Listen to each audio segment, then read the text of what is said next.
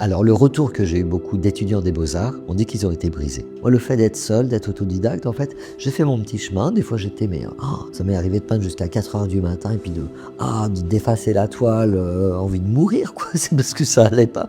Mais c'était de moi à moi. Donc mon chemin, je l'ai fait doucement, je l'ai fait à ma manière.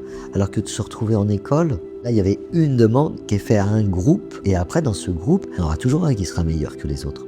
Toi, t'es le meilleur, t'as 18, toi, t'as 5. Et si ça se trouve, celui qui avait 5, il était excellent, en fait. Ça veut dire que le regard va dépendre du prof. Son regard, il reste que lié à lui, quoi. Je vais prendre un autre exemple. Je donnais des séances de dessin.